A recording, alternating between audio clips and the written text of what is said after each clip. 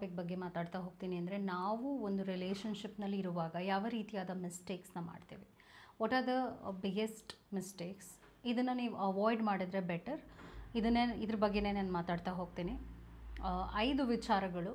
Usually ನಾನು clients ಹತ್ರ ಮಾತಾಡುವಾಗ ಅವ್ರು ಹೇಳುವಂಥ ಪಾಯಿಂಟ್ಸ್ನ ನೋಟ್ ಮಾಡಿಕೊಂಡು I will be telling that to you. ಆವಾಗ ಏನಾಗುತ್ತೆ ಅಂದರೆ, ಅದು ರಿಯಲ್ ಲೈಫ್ ಇಶ್ಯೂಸ್ ಆಗಿರೋದ್ರಿಂದ ನಿಮ್ಮ ಲೈಫ್ನಲ್ಲಿ ಈ ಥರ ಪ್ರಾಬ್ಲಮ್ಸ್ ಬಂತು ಅಂದಾಗ ಅದನ್ನು ಹೇಗೆ ಅವಾಯ್ಡ್ ಮಾಡೋದು ಅನ್ನೋದು ನಿಮಗೆ ಸುಲಭ ಆಗುತ್ತೆ. ಆ ಒಂದು ಉದ್ದೇಶ ಇಟ್ಕೊಂಡೆ ನಾನು ಒಂದಷ್ಟು ಪಾಯಿಂಟ್ಸ್ನ ನೋಟ್ ಡೌನ್ ಮಾಡಿಕೊಂಡು ನಿಮಗೆ ತಲುಪಿಸುವಂಥದ್ದು. ಯಾವ ಮಿಸ್ಟೇಕ್ಸ್ ನೀವು ಅವಾಯ್ಡ್ ಮಾಡಿದ್ರೆ ಬೆಟರ್, ಇದನ್ನು ನೀವು ಮಾಡದೆ ಹೋದರೆ ಒಳ್ಳೆಯದು ಅಂತ ಹೇಳ್ತೀನಿ. ಚಾನೆಲ್ನ ಸಬ್ಸ್ಕ್ರೈಬ್ ಮಾಡಲಿಲ್ಲ ಅಂದರೆ ದಯವಿಟ್ಟು ಸಬ್ಸ್ಕ್ರೈಬ್ ಮಾಡಿ. ಹಾಗೂ ನಿಮ್ಗೆ ಏನಾದರೂ individual counselling, tarot reading session ಬೇಕಿದೆ ಅಂದರೆ ಡಿಸ್ಕ್ರಿಪ್ಷನಲ್ಲಿ ಕೊಟ್ಟಿರುವ ನಂಬರ್ಗೆ ಕಾಲ್ ಮಾಡಿ ಅಪಾಯಿಂಟ್ಮೆಂಟ್ನ ಪಡಿಬೇಕಾಗುತ್ತೆ. ಒಂದು ಫೋನ್ ಮುಖಾಂತರನಾದ್ರು ತೊಗೋಬೋದು, ಅಥವಾ ನೀವು ಆಫೀಸ್ಗಾದರೂ ಬಂದು ಪಡಿಬಹುದು. ನಿಮಗೆ ಯಾವುದೋ ಅನುಕೂಲ ಬರುತ್ತೆ ನೀವು ಮಾಡಿ. ಫಸ್ಟ್ ಆ್ಯಂಡ್ ಫಾರ್ಮೋಸ್ಟ್, ನೀವು ಒಂದು ಒಳ್ಳೆ ರಿಲೇಷನ್ಶಿಪ್ನಲ್ಲಿ ಇದ್ದೀರಿ ಅಂದರೆ ಅದನ್ನು ಸರಿ ಮಾಡ್ಕೊಂಡು ಹೋಗಬೇಕು ಅನ್ನೋ ಉದ್ದೇಶ ಇದೆ ಅಂದರೆ, ಇವಾಗ ಏನಾಗಿದೆ ಅಂದರೆ ಫೋನ್ ಅನ್ನುವಂಥದ್ದು ಈಸಿಯಾಗಿ ಇನ್ನೊಬ್ಬರಿಗೆ ಕನೆಕ್ಟ್ ಮಾಡುತ್ತೆ. ಹಾಗೆ ಫೋನ್ ಅನ್ನುವಂಥದ್ದು ಕೂಡ ಇನ್ನೊಬ್ಬ ಒಂದು ವ್ಯಕ್ತಿ ಅದನ್ನು, ಆ ಒಂದು ಕಮ್ಯುನಿಕೇಷನ್ ನೀವೇನು ಹೇಳ್ತೀರಾ ಅದನ್ನು ತಗೊಳ್ಳುವ ರೀತಿ ಕೂಡ ಚೇಂಜ್ ಆಗುತ್ತೆ.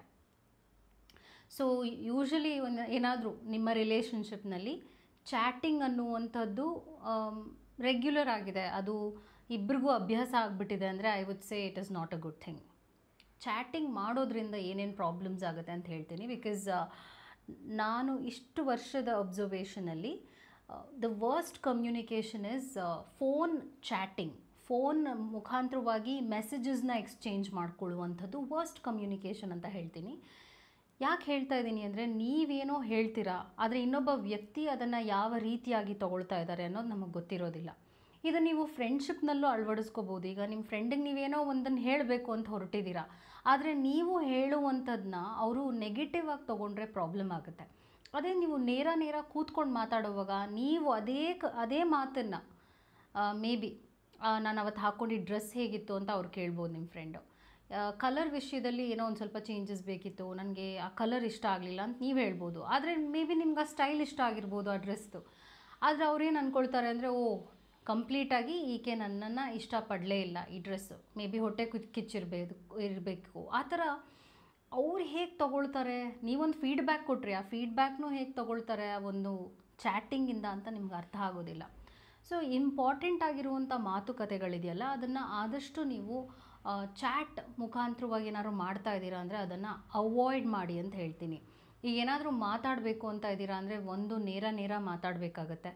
ಅದು ಆಗ್ತಾ ಇಲ್ಲ ಅಂದರೆ may be a video call wood really help. But ನಾನೇನು ಹೇಳ್ತೀನಿ ಅಂದರೆ, ಯಾವಾಗಲೂ ಕೂಡ ನಿಮ್ಮ ಒಂದು ಏನೋ ಒಂದು ಜಗಳ ಇದೆಯಲ್ಲ, ಜಗಳ ಆಗಿದೆ, ಏನೋ ಮಾತಾಡಬೇಕು ಮತ್ತೆ ಅಂದರೆ don't do through a chatting ಅನ್ನೋದಿದೆಯಲ್ಲ, ಆ್ಯಸ್ ಐ ಟೋಲ್ಡ್, ಅದು ಹೇಗಾದರೂ ಹೋಗ್ಬೋದು. ಹಾಗೂ ಇನ್ನೊಬ್ಬ ವ್ಯಕ್ತಿ ಏನನ್ನಾದರೂ ಟೈಪ್ ಮಾಡಿಬಿಡ್ಬಹುದು, ಯೋಚನೆನೂ ಮಾಡಲ್ಲ. ಕೆಲವರು ಯೋಚನೆನೂ ಮಾಡಲ್ಲ, ಆಮೇಲೆ ಅಯ್ಯೋ ನಾನು ಏನಕ್ಕಾದರೂ ಇದನ್ನ ಟೈಪ್ ಮಾಡಿದ್ನೋ. ಒಬ್ಬೊಬ್ಬರು ಟೈಪ್ ಮಾಡಿ ಡಿಲೀಟ್ ಕೂಡ ಮಾಡ್ತಾರೆ. ಸೊ ಈ ಥರ ಒಂದು ವಿಚಾರ ನಿಮ್ಮ ಲೈಫ್ನಲ್ಲಿ ನೀವು ರೆಗ್ಯುಲರಾಗಿ ಏನಾದರೂ ಮಾಡ್ತಾ ಇದ್ದೀರಾ ಅಂದರೆ, ಯಾವುದೇ ರಿಲೇಷನ್ಶಿಪ್ಗೂ ಹೋಲಿಸ್ಕೊಳ್ಬೋದು. ನೀವು ಯಾವುದೇ ರಿಲೇಷನ್ಶಿಪ್ನಲ್ಲೂ ನೀವು ಈ ಥರದ ಒಂದು ಚಾಟಿಂಗ್ ಅನ್ನುವಂಥ ಒಂದು ಅಭ್ಯಾಸ ಇಟ್ಕೊಂಡಿದ್ದೀರಾ ಅಂದರೆ I would say please avoid it, because that may create a very big problem. ಮತ್ತು ನೆಕ್ಸ್ಟ್ ವಿಚಾರ ಏನಾಗುತ್ತೆ ಅಂದರೆ, ನೀವು ಪ್ರಾಬ್ಲಮ್ಸ್ನ ಹೇಗೆ ಹ್ಯಾಂಡಲ್ ಮಾಡ್ತೀರಾ ರಿಲೇಷನ್ಶಿಪ್ನಲ್ಲಿ.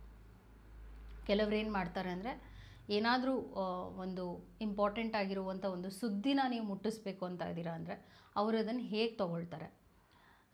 ನೋಡು, ನನಗೆ ಅವತ್ತು ಏನು ಮಾತಾಡಿದೆ ಬೇಜಾರಾಯಿತು ಅಂತ ನೀವು ಹೇಳಿದ್ದೀರಾ, ಆ ವ್ಯಕ್ತಿ ಅದನ್ನು ಮತ್ತೆ ಮಾಡ್ತಾ ಇದ್ದಾರೆ.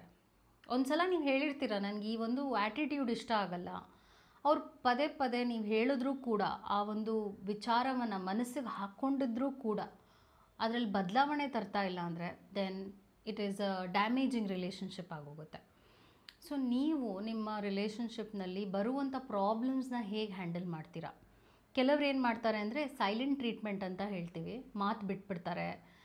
ಹಾಗೂ ಎಷ್ಟೋ ದಿನ ಅದ್ರ ಬಗ್ಗೆ ಮಾತಾಡೋಕ್ಕೂ ಇಷ್ಟಪಡೋದಿಲ್ಲ. ನೋಡು ನಂಗೆ ತಲೆ ಕೆಡಿಸ್ಬೇಡ, ನೀನು ಇದ್ರ ಬಗ್ಗೆ ಸೊ ನೀವು ಅದನ್ನು ಎಷ್ಟು ಸರಿ ಮಾಡ್ಕೊಳ್ಳದೆ ಆ ರಿಲೇಷನ್ಶಿಪ್ನ ನೀವು ಹಾಗೆ ನಿಭಾಯಿಸ್ಕೊಂಡು ಹೋಗ್ತೀನಿ ಅಂದ್ಕೊಳ್ತೀರಾ, ಮೇಲಿಂದ ಮೇಲೆ ಪ್ರಾಬ್ಲಮ್ಸ್ ಇನ್ಕ್ರೀಸ್ ಆಗುತ್ತೆ. ಸೊ ನಾನು ಇದೆಲ್ಲ ಏನಕ್ಕೆ ಹೇಳ್ತಾ ಇದ್ದೀನಿ ಅಂದರೆ, ಇದೆಲ್ಲ ಇಶ್ಯೂಸ್ ಫ್ಯಾಮಿಲಿ ಕೌನ್ಸಿಲಿಂಗಿಗೆ ಬರ್ತಾರೆ, ಕಪಲ್ ಕೌನ್ಸಿಲಿಂಗಿಗೆ ಬರ್ತಾರೆ. ಅದರಲ್ಲಿ ನಾನು pattern, this is a very very basic pattern. ಮತ್ತು ಇಂಪಾರ್ಟೆಂಟ್ ಆಗಿರೋ ನ್ಯೂಸ್ನ ಬೇರೆಯವರಿಂದ ನಿಮಗೇನಾದ್ರು ಗೊತ್ತಾದರೆ ಅದು ಕೂಡ ನಿಮಗೆ ನೋವಾಗುತ್ತೆ. ಇವಾಗ ನಿಮ್ಮ ಪಾರ್ಟ್ನರ್ಗೆ ಪ್ರಮೋಷನ್ ಬಂದಿದೆ, ನಿಮ್ಮ ಪಾರ್ಟ್ನರ್ ಹೇಳಿಲ್ಲ, ಅದು ಯಾರಿಂದನೋ ನೀವು ಕೇಳಿದ್ರಿ. ಅವಾಗೇನಾಗುತ್ತೆ ಅಂದರೆ, ನಾನು ಯಾವ ಒಂದು ಪಾತ್ರವನ್ನು ವಹಿಸ್ತಿದ್ದೀನಿ ಈ ವ್ಯಕ್ತಿ ಲೈಫ್ನಲ್ಲಿ. ಸೊ ಅವಾಗ ಒಂದೇನಾಗುತ್ತೆ, ನಿಮ್ಗನ್ಸುತ್ತೆ ಅವ್ರು ನನ್ನ ರಿಲೇಷನ್ಶಿಪ್ಗೂ ಬೆಲೆ ಕೊಡ್ತಾಯಿಲ್ಲ, ನನಗೂ ಬೆಲೆ ಕೊಡ್ತಾಯಿಲ್ಲ ಅಂತ. ಇದು ಗೊತ್ತಿದ್ದು ಮಾಡ್ತಿದ್ರೆ ಎಸ್, ಅವ್ರು ಹರ್ಟ್ ಮಾಡೋಕ್ಕೆ ಮಾಡಿದ್ರು ಅಂತ. ಒಬ್ಬೊಬ್ಬರು ಗೊತ್ತಿಲ್ಲದೆ ಮಾಡ್ತಿರ್ತಾರೆ. ಅದನ್ನು ನೀವು ಮಾಡ್ತಾ ಇದ್ದೀರಾ ಅಂದರೆ ದಯವಿಟ್ಟು ಮಾಡೋದನ್ನ ನಿಲ್ಲಿಸಿ.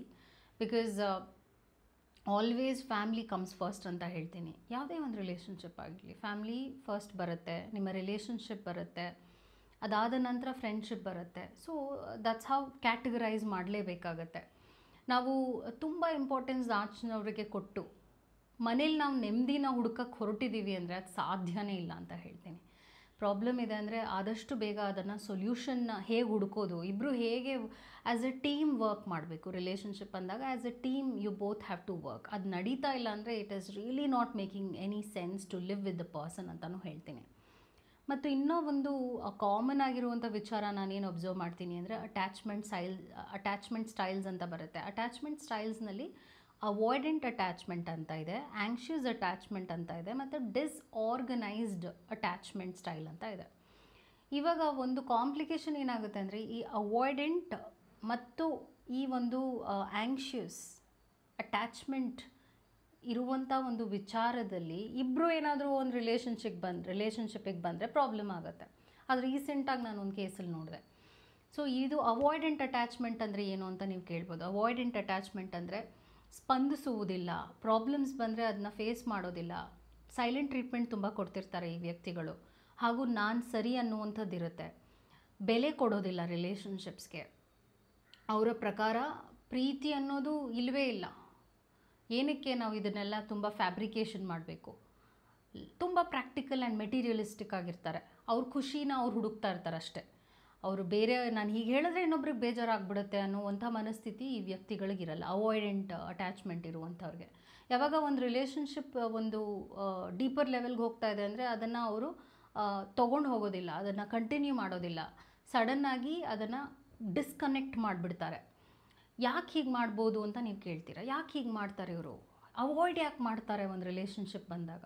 Because they don't know how to handle it. ಇಂಥ ವ್ಯಕ್ತಿಗಳಿಗೆ ರಿಲೇಷನ್ಶಿಪ್ ಒಂದು ಹೆಲ್ದಿ ರಿಲೇಷನ್ಶಿಪ್ನ ನೋಡಿರಲ್ಲ. ಅವರು ಬೆಳೆದು ಬಂದಿರುವಂಥ ವಾತಾವರಣದಲ್ಲಿ ಅಕಸ್ಮಾತ್ ಅವರ ಫ್ಯಾಮ್ಲಿನಲ್ಲಿ ಅಬ್ಯೂಸಿವ್ ಪೇರೆಂಟ್ಸ್ ಆಗಿದ್ದರೆ, ಅವರ ಫ್ಯಾಮ್ಲಿನೇ ಒಂದು ಡಿವೋರ್ಸ್ ಇರ್ಬೋದು, ಅಪ್ಪ ಅಮ್ಮಂಗೆ ಡಿವೋರ್ಸ್ ಆಗಿದೆ, ಅವ್ರಿಗೆ ಏನು ರಿಲೇಷನ್ಶಿಪ್ಪಿಗೆ ಬೆಲೆನೇ ಇಲ್ಲ, ಮದುವೆಗೆ ಬೆಲೆನೇ ಇಲ್ಲ, ಈ ಥರ ಒಂದು ಮೆಂಟಾಲಿಟಿನ ಬೆಳೆಸ್ಕೊಂಡು ಬರ್ತಾರೆ.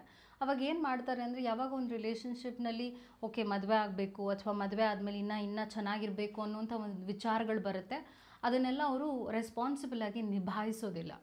ಮತ್ತು ಇನ್ನೊಬ್ಬರ ಮೇಲೆ ತುಂಬಾ ರಿಸ್ಟ್ರಿಕ್ಷನ್ಸ್ನ ಹಾಗೂ ಒಂದು ಪ್ರೆಷರ್ನ ಹೇರ್ತಾ ಹೋಗ್ತಾರೆ. ಎಕ್ಸ್ಪೆಕ್ಟೇಷನ್ಸ್ ಹೈ ಆಗಿ ಇಟ್ಕೊಳ್ತಾರೆ. ಅವಾಯ್ಡೆಂಟ್ ಪರ್ಸ್ನಾಲಿಟಿ. ನೆಕ್ಸ್ಟ್ ಆ್ಯಂಕ್ಷಿಯಸ್ ಪರ್ಸ್ನಾಲಿಟಿ ಅವ್ರು ಹೇಗೆ ಅಂದರೆ, ಭಯ ತುಂಬ ಇರುತ್ತೆ, ಅವ್ರಿಗೆ ಪ್ರೀತಿನೇ ಸಿಕ್ಕಿರೋದಿಲ್ಲ, ಆ ಪ್ರೀತಿ ಪಡೆಯೋದಕ್ಕೆ ತುಂಬ ತುಂಬ ಹರಸಾಹಸ ಪಡ್ತಾ ಇರ್ತಾರೆ. ಅಂದರೆ ಒಬ್ಬೊಬ್ಬರು ಒಂದೊಂದು ರಿಲೇಷನ್ಶಿಪ್ನಲ್ಲಿ ನಾನು ತ್ಯಾಗ ಮಾಡಿದೆ, ನಾನು ಅದು ಮಾಡಿದೆ, ನಾನು ಇದು ಮಾಡಿದೆ, ನಾನು ಕೇಳಲೇ ಇಲ್ಲ ನೀನು ಯಾಕೆ ಮಾಡಿದೆ ಅಂತಲೂ ಹೇಳ್ತಾರೆ ಕೆಲವರು. ಸೊ ಇದನ್ನು ಆ್ಯಂಕ್ಷಿಯಸ್ ಅಟ್ಯಾಚ್ಮೆಂಟ್ ಅವ್ರು ಮಾಡುವಂಥದ್ದು. ಅತಿಯಾದ ಪ್ರೀತಿನ ಕೊಡ್ತಾರೆ. ಯಾಕೆ ಅಂದರೆ ನನಗೂ ಅಷ್ಟೇ ವಾಪಸ್ ಸಿಗುತ್ತೆ. ಬಿಕಾಸ್ ಅವರು ಪ್ರೀತಿಯ ಒಂದು ಕೊರತೆಯಲ್ಲಿ ಬೆಳೆದಿರ್ತಾರೆ, ಪ್ರೀತಿ ಅನ್ನುವಂಥ ಒಂದು ಅಭಾವ ಮೂಡಿರುತ್ತೆ. ಅದರಿಂದ ಅವ್ರಿಗೆ ಇನ್ನೂ ಕಳ್ಕೊಂಡು ಬಿಡ್ಬೋದು. ನಾನೇನಾದರೂ ಮಾಡಲಿಲ್ಲ ಅಂದರೆ ರಿಲೇಷನ್ಶಿಪ್ನ ಕಳ್ಕೊಂಡು ಬಿಡ್ಬೋದು, ಅವ್ರು ನನ್ನ ಬಿಟ್ಟು ಹೋಗಿಬಿಡ್ಬೋದು. ಸೊ ಆ್ಯಂಕ್ಷಿಯಸ್ ಅವ್ರು ಏನು ಮಾಡ್ತಾರೆ ಅಂದರೆ, ಪದೇ ಪದೇ ಮೆಸೇಜಸ್ ಕಾಲ್ಸ್ ಮಾಡುವಂಥದ್ದು, ನೀನು ಬೇಕೇ ಬೇಕು ಅಂತ ಹಠ ಮಾಡುವಂಥದ್ದು, ಮತ್ತು ದೇ ಕೀಪ್ ಚೇಸಿಂಗ್. ಇವರಲ್ಲಿ ಒಂದು ಚೇಸಿಂಗ್ ಆ್ಯಟಿಟ್ಯೂಡ್ ಇರುತ್ತೆ. ಹಾಗೂ ಈ ಒಂದು ಪ್ರೋಸೆಸ್ನಲ್ಲಿ ಅವರ ಸೆಲ್ಫ್ ರೆಸ್ಪೆಕ್ಟ್ನ ಕಳ್ಕೊಂಡು ಬಿಡ್ತಾರೆ, ಕಾನ್ಫಿಡೆನ್ಸ್ ಹೋಗುತ್ತೆ, ಲೋ ಸೆಲ್ಫ್ ಸ್ಟೀಮ್ ಕೂಡ ಇರುತ್ತೆ. ಇವ್ರನ್ನ ನಾವು ಆ್ಯಂಕ್ಷಿಯಸ್ ಅಟ್ಯಾಚ್ಮೆಂಟ್ ಹೇಳ್ತೀವಿ. So just imagine, anxious attachment ಅವರು ಮತ್ತು ಅವಾಯ್ಡೆಂಟ್ ಅಟ್ಯಾಚ್ಮೆಂಟ್ ಅವರು ಒಂದು ರಿಲೇಷನ್ಶಿಪ್ಪಿಗೆ ಬಂದರೆ ಏನು ಪ್ರಾಬ್ಲಮ್ ಆಗುತ್ತೆ. ಅವ್ರ ಜೊತೆಗೆ ಇರೋಕ್ಕೆ ಬಹಳ ಕಷ್ಟ ಆಗುತ್ತೆ. ಒಬ್ಬರು ನನಗೆ ನೀನು ಬೇಡ ಅಂತ ಹೇಳ್ತಿರ್ತಾರೆ, ಇನ್ನೊಬ್ಬರು ನಂಗೆ ನೀನು ಬೇಕೇ ಬೇಕು, ನೀನು ಬಿಟ್ಟರೆ ನನ್ನ ಲೈಫ್ನಲ್ಲಿ ಇನ್ನೇನೂ ಇಲ್ಲ, ನನ್ನ ಲೈಫ್ ಝೀರೋ ಅನ್ನೋ ರೀತಿಯಾಗಿ ಇರ್ತಾರೆ. ಸೊ ಈ ಒಂದು ಪ್ಯಾಟರ್ನಲ್ಲಿ ನೀವು ಇದ್ದೀರಾ, ಈ ಥರದೊಂದು ರಿಲೇಷನ್ಶಿಪ್ನಲ್ಲಿದ್ದೀರಾ ಅಂದರೆ ಐ ವುಡ್ ಸೇ ಅದು ಎಲ್ಲೂ ಹೋಗೋದಿಲ್ಲ. It will not lead you anywhere. ನೀವು ಪೀಸ್ಫುಲ್ಲಾಗಿ ನಿದ್ದೆ ಮಾಡೋಕ್ಕೂ ಆಗಲ್ಲ, ಒಳ್ಳೆಯ ಊಟ ಮಾಡೋಕ್ಕೂ ಆಗೋದಿಲ್ಲ. ನಿಮ್ಮ ಲೈಫ್ನಲ್ಲಿ ನೀವು ಏನು ಮಾಡಬೇಕು ಅನ್ನೋದು ನಿಮಗೆ ಗೊತ್ತಿರೋದಿಲ್ಲ. ನಿಮಗೆಲ್ಲ ಇವರೇ ಆಗಿಬಿಟ್ಟಿರ್ತಾರೆ, ಎಲ್ಲ ಇವರೇ, ನನ್ನ ಪ್ರಪಂಚನೇ ಇವರು ಅನ್ನೋ ರೀತಿಯಾಗಿ ವರ್ತಿಸ್ತಿರ್ತೀರ. ಇವರಿಲ್ಲ ನನ್ನ ಲೈಫ್ನಲ್ಲಿ ಅಂದರೆ ಅಷ್ಟೇ, ಇನ್ನೇನು ನಾನು ಮಾಡೋಕ್ಕೆ. ಕೆಲವರು ಸತ್ತೇ ಹೋಗ್ಬಿಡ್ತೀನಿ ಅನ್ನುವಂಥ ಒಂದು ಡಿಸಿಷನ್ಗೂ ಬಂದುಬಿಡ್ತಾರೆ. ನೆಕ್ಸ್ಟ್ ವಿಚಾರ ಇನ್ನೊಂದು ಏನಂದರೆ ಡಿಸಾರ್ಗನೈಸ್ಡ್ ಅಟ್ಯಾಚ್ಮೆಂಟ್ ಸ್ಟೈಲ್. ಡಿಸಾರ್ಗನೈಸ್ಡ್ ಅಟ್ಯಾಚ್ಮೆಂಟ್ ಅಂದರೆ ಇಂಥವ್ರಿಗೆ ದೇ ವೆರಿ ವೆರಿ ಇಮ್ಮೆಚ್ಯೂರ್ ಅಂತ ಹೇಳ್ಬೋದು, ಸಿಲ್ಲಿ ಬಿಹೇವಿಯರ್ ಅಂತ ಹೇಳ್ಬೋದು. ಹಾಗೂ ಇದು ಎರಡು ಮಿಕ್ಸ್ ಕಾಂಬಿನೇಷನ್ ಆಗಿರುತ್ತೆ ಡಿಸಾರ್ಗನೈಸ್ಡ್ ಅಟ್ಯಾಚ್ಮೆಂಟ್. ಯಾವಾಗ ಹೇಗಿರ್ತಾರೆ ಅಂತ ಗೆಸ್ ಕೂಡ ಮಾಡೋಕ್ಕಾಗಲ್ಲ. ಮೂಡ್ ಸ್ವಿಂಗ್ಸ್ ಜಾಸ್ತಿ ಆಗಿರುತ್ತೆ, ಡಿಪ್ರೆಸ್ಡ್ ಆಗಿರ್ತಾರೆ, ಜಾಸ್ತಿ ಕೋಪ ಬರ್ತಾ ಇರುತ್ತೆ. ಹಾಗೂ ಅವ್ರಿಗೇನು ಬೇಕೋ ಅದು ಸಿಗಲಿಲ್ಲ ಅಂದಾಗ ಜಗಳಗಳು ಜಾಸ್ತಿ ಮಾಡ್ತಿರ್ತಾರೆ. ಯಾರ ಜೊತೆ ಆದ್ರೂ ಪರವಾಗಿಲ್ಲ, ಅವ್ರಿಗೆ ಅವರ ಒಂದು ವಿಚಾರನೇ ಮುಖ್ಯ ಆಗುತ್ತೆ, ಅವ್ರ ಯೋಚನೆನೇ ಮುಖ್ಯ ಆಗುತ್ತೆ, ಅವ್ರ ಇಮೋಷನ್ಸೇ ಮುಖ್ಯ ಆಗುತ್ತೆ. And they don't know what exactly they will be looking for. ಇವಾಗ ಕೆಲವರು ಒಂದು ರಿಲೇಷನ್ಶಿಪ್ನಲ್ಲಿರ್ತಾರೆ, ಓಕೆ ನೆಕ್ಸ್ಟ್ ವಾಟ್ ಅಂದರೆ ಐ ಡೋಂಟ್ ನೋ ಅಂತ ಹೇಳ್ತಾರೆ. ಕನ್ಫ್ಯೂಷನಲ್ಲಿದ್ದೀನಿ, I don't know what it is ಅಂತಲೂ ಹೇಳ್ತಾರೆ. ಸೊ ನಿಮ್ಮನ್ನು ಕನ್ಫ್ಯೂಷನ್ಗೆ ತಳ್ತಾರೆ ಇಂಥ ವ್ಯಕ್ತಿಗಳು. ಇವ್ರನ್ನ ನಾವು ಡಿಸಾರ್ಗನೈಸ್ಡ್ ಅಟ್ಯಾಚ್ಮೆಂಟ್ ರಿಲೇಷನ್ಶಿಪ್ ಅಂತ ಹೇಳ್ತೀವಿ. ಅವರು ಕೂಡ ಒಂದೊಳ್ಳೆಯ ಎಕ್ಸ್ಪೀರಿಯನ್ಸ್ನ ನಿಮಗೆ ಕೊಡೋಕ್ಕೆ ಸಾಧ್ಯನೇ ಇಲ್ಲ, ಬಿಕಾಸ್ ಅವ್ರಿಗೆ ಗೊತ್ತಿರೋದಿಲ್ಲ ಅವ್ರು ಏನು ಮಾಡ್ತಾ ಇದ್ದಾರೆ ಲೈಫ್ನಲ್ಲಿ ಅಂತ. ಮತ್ತು ಇಂಥ ಪ್ರಾಬ್ಲಮ್ಸ್ ಎಲ್ಲ ಬಂದಾಗ ನೀವೇನು ಮಾಡಬಹುದು, ನೀವು ನಿಮ್ಮ ಪ್ರಾಬ್ಲಮ್ಸ್ನ ನೀವು ನಿಮ್ಮ ಫ್ರೆಂಡ್ಸ್ ಜೊತೆ ಶೇರ್ ಮಾಡ್ಕೋಬೋದು, ಅಥವಾ ನೀವು ಗೊತ್ತಿರುವಂಥ ಕೆಲವು ಜನರ ಹತ್ರ ಶೇರ್ ಮಾಡ್ಕೋಬೋದು. ಆದರೆ ಅವ್ರೇನು ಹೇಳ್ತಾರೆ, ಅವ್ರಿಗೇನು ಎಕ್ಸ್ಪೀರಿಯನ್ಸ್ ಇರುತ್ತೆ ಅದನ್ನೇ ಹೇಳ್ತಾರೆ. ಕೆಲವರು ವೆರಿ ಬ್ಯಾಡ್ ಸಜೆಷನ್ ಕೊಡ್ಬೋದು, ಕೆಲವರು ಒಳ್ಳೆ ಸಜೆಷನ್ ಕೊಡ್ಬೋದು, ಬಟ್ ಗೊತ್ತಿಲ್ಲ. ಅದಕ್ಕೆ ನಾನು ಈ ಥರ ನೀವೇನಾದರೂ ಪ್ರಾಬ್ಲಮಲ್ಲಿದ್ದೀರಾ ಅಂದರೆ ನಾನು ಹೇಳುವಂಥದ್ದು, ಇನ್ಸ್ಟೆಡ್ ಆಫ್ ಓವರ್ ಶೇರಿಂಗ್ ಮಾಡುವಂಥದ್ದು, ಪ್ರಾಬ್ಲಮ್ನ ಇನ್ಯಾರ ಹತ್ರನೋ ಹೇಳ್ಕೊಳ್ಳುವಂಥದ್ದು, ಫ್ರೆಂಡ್ಸ್ ಜೊತೆ ಮಾಡ್ಕೊಳ್ಳೋ ಬದಲು ಒಂದು ಕೌನ್ಸಿಲಿಂಗ್ ಅನ್ನುವಂಥದ್ದು ಮುಖ್ಯವಾಗುತ್ತೆ. ಆವಾಗ ನಿಮಗೇನೆ ಗೊತ್ತಾಗುತ್ತೆ ನೀವು ಏನು ಮಾಡ್ತಾ ಇದ್ದೀರಾ, ನೀವು ಯಾವ ರೀತಿಯಾದ ಪ್ರಾಬ್ಲಮ್ಸ್ನ ಅನುಭವಿಸ್ತಿದ್ದೀರಾ ಅಂತ. So yes, you need guidance. Counselling ಬೇಕು ಅಂದರೆ ದಯವಿಟ್ಟು ತಗೊಳ್ಳಿ, ಬಟ್ ಇದಕ್ಕೋಸ್ಕರ ನೀವು ಫ್ರೆಂಡ್ಸ್ನೆಲ್ಲ ಕಾಂಟ್ಯಾಕ್ಟ್ ಮಾಡೋದು ಹೆಲ್ಪ್ ಆಗಲ್ಲ. I hope this video was helpful. Take care. ನಮಸ್ಕಾರ. Thank you so much.